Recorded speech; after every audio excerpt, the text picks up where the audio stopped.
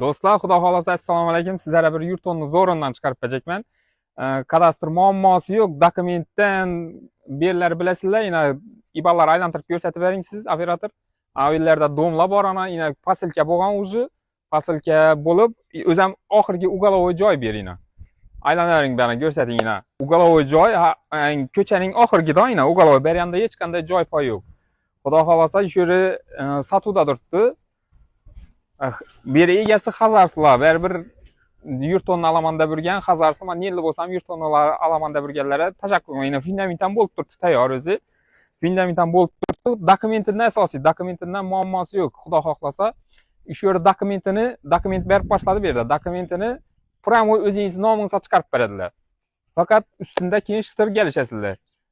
Hisoblash proyekti yoqmadi desangizlar, buzib qaytadan o'zlaringiz xohlagancha salib proyektlaringiz bo'yicha salib berasizlar.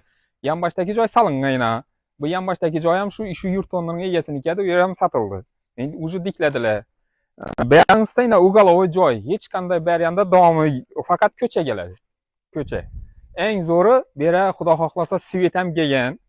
Gaz ham baribir keladi yana domla yonimizda. Yo'lini, adresini tushuntirib, oxirida yo'llarni ko'rsatib qo'yib o'tib ketamiz, xudo xohlasa. Adres berki To'proqqala tuman, Obod mahallasi 5 dom, 4 dom desa hamma bilasizlar, hammang bilasizlar. Yurtonni